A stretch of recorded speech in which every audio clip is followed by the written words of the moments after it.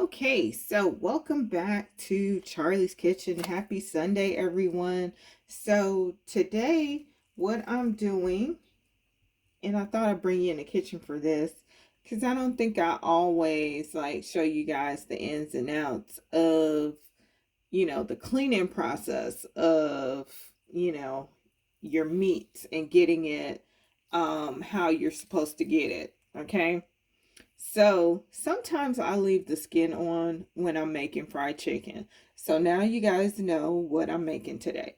But for the majority of the times, because I'm feeling like I'm already frying it up, why I'm going to leave all the skin on. So I tend to take my skin off, and I'm trying to get you guys to see that process. So I normally use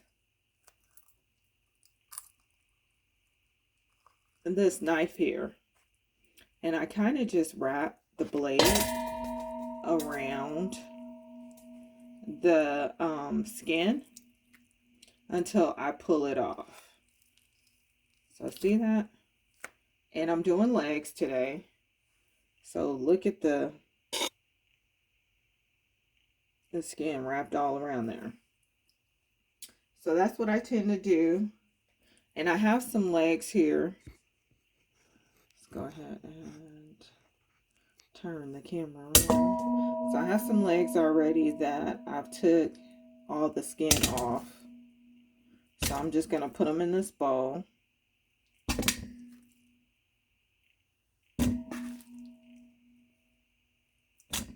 And then I'm going to soak these once I finish getting all the skin off of my other legs.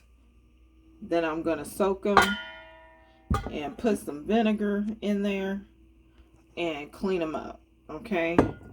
That's how I do my chicken. Let's see what's going on here. Trying to adjust this camera, you guys. So bear with me.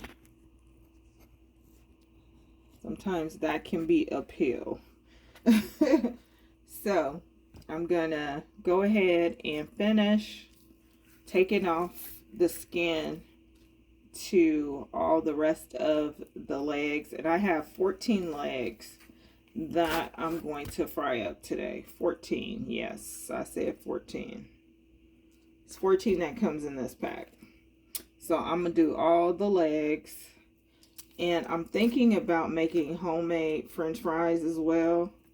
I mean, sometimes I'm just like anybody else. I'll do the frozen ones, but for the majority of the time, I rather the homemade fries. So I'm thinking about doing fries. I'm probably going to do coleslaw as well.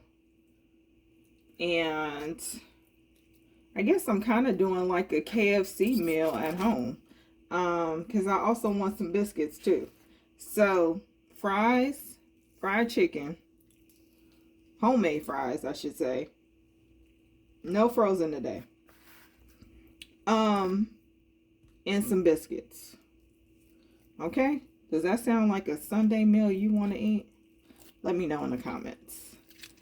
But I'm going to get to finishing taking off all this skin. Sometimes it could be a pill. And I am going to come back and let you guys see what the next step is. Okay? So make sure to stay tuned to Charlie's Kitchen. And I'll see you in just a bit. Okay, so all of my chicken is clean. It's soaked in the vinegar. Rinsed it off several times to make sure any of, that residue or slime that you sometimes see on your chicken is off. So all that is off and it's ready to go. So normally when I fry up my chicken, I make a dry batter, okay? But before I do that, I change it up. Sometimes I'm adding mustard to the chicken before I dip it in the dry batter. Sometimes I'm using chicken bouillon. And that's what I'm going to use right now. So I'm going to put a little chicken bouillon on top of my chicken. I'm going to also, excuse me you guys if I'm banging some stuff. I was opening up my cabinet, so forgive me. Now I'm adding some onion powder. And I'm going to be adding onion powder and garlic powder also to my flour dry batter as well. And this is garlic powder. And then I'm going to put a little pop today. And this is lemon pepper. So whatever lemon pepper you like. This is McCormick that I have. So I'm going to put a little lemon pepper. That's going to give my fried chicken a little kick. And then we're going to put some paprika as well. And that's going to mainly give my fried chicken like the color. That golden brown color that you want. And then basically all you're going to do is just mix that in together. And then I'm going to start on my flour dry batter and season that up. Okay. And in that, I'm just going to put onion powder, garlic powder, and salt. You can use seasoned salt or, you know, the white salt as well, and put some pepper and some parsley flakes. Okay, it's totally up to you what you want to do, but this is how I go ahead and season up my meat first, and then I'll put this into the dry batter. I see some people dip it in egg and all those type of things. That's not what I do in my kitchen, but each person is different, which I'm not knocking what they do. I'm just telling you what I do. So you see that color you got on your chicken. And remember, we took all our skin off. You know, a lot of people love the skin. That's what makes their fried chicken the best. But you're going to see you could do it without the skin. Eat a little healthier. And it still tastes good. Okay? So we're doing it without the skin today. I've already seasoned it up. I'll come back and show you guys as I go through the dry batter as well. Okay, so I just got my bowl out, and the only thing that I added to my flour mixture is black pepper. Okay, I was thinking about it as I was adding it. I said, oh, I told you guys I was going to come back and show you guys that, so please forgive me. Only thing I added is the black pepper, so it's totally up to you as far as how much black pepper you want to add to your mixture. So what I'm going to do now is take you over here, because I have my frying pan already on the stove. Okay, you guys, you know I'm not a cameraman, right? I don't do this normally. So just bear with me. I'm just trying to make sure I involve you guys in every aspect of this. So when you do this in your kitchen, you'll know exactly what you should be looking for. So I want to say that's about 1.5 inches to 2 inches of oil. That's how much you want in your pan. Okay? And this is Iberia Premium Blend that I'm using. Sunflower oil and extra virgin olive oil. It's a mixture. Okay? So, I got the stove on. I got my oil in my pan. And I'm going to let this oil just be getting hot while we're making our flour mixture for our fried chicken. Okay? So we got our pepper in here. Now we're about to add our garlic powder. And be generous with your garlic powder. The only two things that we put in the chicken that we're not putting in this dry batter is the paprika and the lemon pepper. Okay, now we're going to put our dry parsley flakes.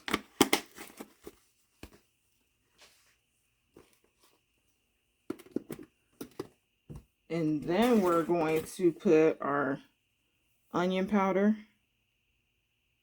We already put our garlic powder. Now we put our onion powder. All that is to flavor up the flour and your chicken. So now I'm getting ready to put the Badia complete seasoning. Okay. So that's what this is, the Badia complete seasoning. And if you don't have any of the Badia complete seasoning, oh my goodness, you need to get some like immediately. Let me show you how it looks. Complete seasoning. Got to get some of that immediately because it's amazing. It makes everything taste better. And now I'm just going to put some salt, white salt. Now, what I was thinking about earlier when I was saying seasoning, I said seasoned salt. Normally, I use seasoned salt, all out of seasoned salt. Need to make a trip to Smart and Final and get some more because they have the seasoned salt that doesn't have sodium in it that I like. And so it's really good for you. So I need to get some of that. I'm already making a list of some of the things when I go back to the store that I need to replace. So that's one. I thought I had some more sea salt, which I don't. So I'm using just a regular white iodized salt by Good and Gather. Okay, so that's what I'm putting in there. That's some of the things that you have to do when you're cooking. You just kind of adjust. Now, normally I have all of my items.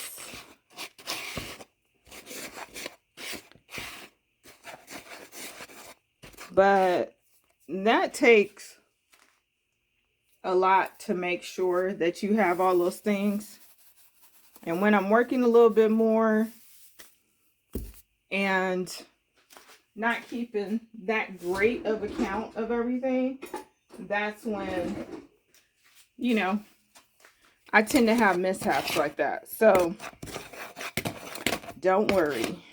When I go back to the store, I've already started putting a list in my cell phone. If you don't have a notebook, that's another thing. I love my notebook and my phone. I have a Galaxy. I have some other phones too, but the Galaxy is the one that I have the notebook on. And that is a lifesaver, let me tell you. Because 9 times out of 10 when I go shopping. Okay. Then you want to taste your flour, right? Put some in another spoon. You don't want to put it in the same spoon that you're using, right? But you want to taste your flour. Make sure that it's to your liking. And mine's is to my liking. And this oil is over here popping, so I know it's ready. I'm going to turn down the fire just a little bit because I don't want my chicken to burn, right? So we're going to adjust the camera once again so you guys can see the whole process, okay? So we put the chicken in here. I just washed my hands again. That's one thing when you're dealing with meat, you're going to want to do often. Wash your hands. Keep washing. And I turned my fire down because I saw it bubbling and I also saw the oil smoking a bit. and that's not what I want. Okay, so now I'm ready to put my chicken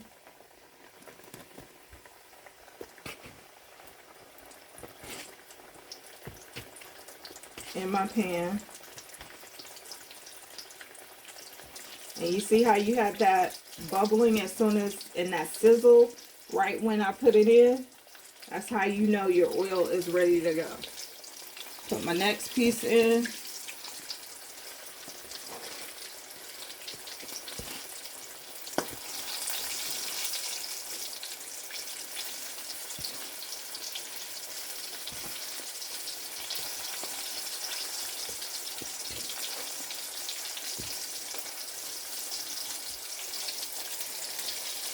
And I'm going to turn my fire down just a tad bit more. Because since I'm using olive oil, you know, olive oil tends to, or it has the ability to burn. So you don't want to start off with your chicken all the way high up there.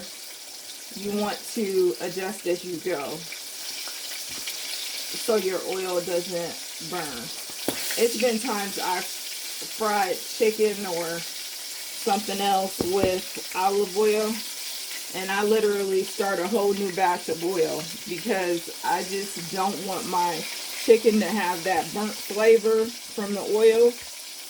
And so you have to really be careful with that.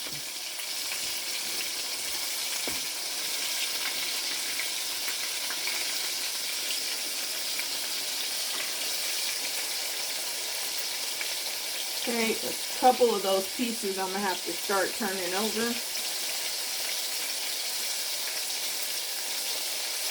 It's smelling so good already in Charlie's Kitchen, let me tell you. It's smelling amazing.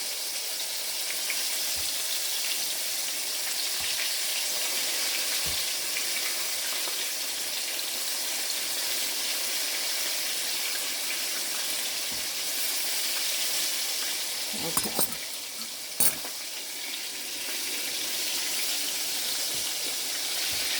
So I'm going to go ahead and continue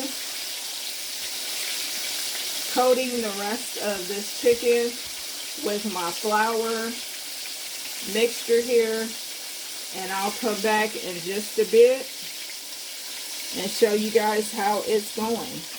Okay, but just so you can see up close and personal, that's the fried chicken doing what it do and frying up. See you guys in a bit. So this is the last of the chicken. Remember I told you it was 14 legs that I was going to be frying up, and this is the last of it. So this is what, 5 in the frying pan left to fry. These are the ones that are already done. Look at that chicken. Don't that look crispy? And can you believe it doesn't have any skin on it to be that crispy? A lot of people think that they need the skin to make their chicken crispy, their fried chicken. And you really don't. You don't need the skin at all. As long as you have a good batter, like I do. Not tooting my own horn, but toot toot. Look how beautiful that looks. It's crispy. It's going to be juicy when you bite into it. It's going to be amazing. And then this is the ones that I have to cook. And I'll be right back with you guys in just a moment, okay? Stay tuned. Make sure to like, subscribe, and share. It really does help the channel to grow.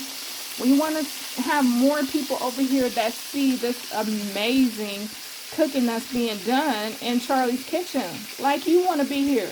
They want to be here too. So share, please. It costs you $3.99 to do so. See you guys in a bit. Welcome back to Charlie's Kitchen. So all of the chicken is finished. You will see a couple pieces are missing. My daughter has already got into this strainer here. And as you can see, I have my paper towel at the bottom. That's so that I can absorb the oil that's from the chicken. So I always put a piece of paper towel. Obviously, I have something underneath the strainer as well for the oil that spills out, because you have those little holes in it, right?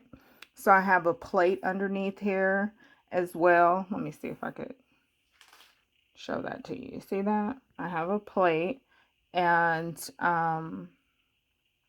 so all of the chicken is finished. Okay, minus 2 pieces, so it's 12 total. I have 14, but Layla got into this, so I still wanted to show you guys the finished chicken legs, fried chicken. And then this is how the oil normally looks. When you use olive oil, this is how it'll look when it's finished. You see how dark it is? But I was able to get all the chicken done and not start like a new batch. Remember, I had told you guys that in the previous time that I was speaking to you guys. So yeah, it's done. Let me know, you guys, if you try this chicken, the recipe that I showed you, super duper easy. You can do that in your kitchen. Let me know. Put it in the comments under this video that you tried it or you intend to try it, and come back and let me know how it turned out, okay? And for me, I just eye it as far as when I'm going to take the chicken out. Like, I know when it's done, right? Because I've been cooking just that long. But if you're not there yet, you can definitely get, like, what is it, a thermometer? Not a thermometer. What do they call that? Where you stick into your meat and it'll tell you the temperature. A temperature gauge. That's what you want.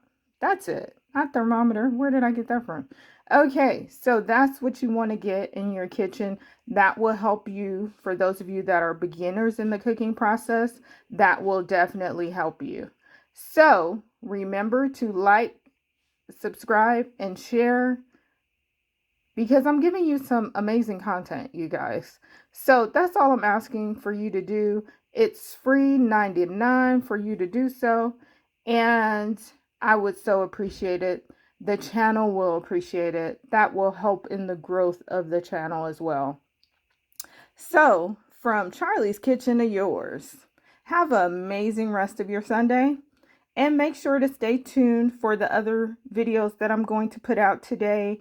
Because remember, I still have fries that I'm going to do. I still have, what is it? The biscuits that I'm going to do. So stay tuned, you guys. And until next time, from my kitchen to yours.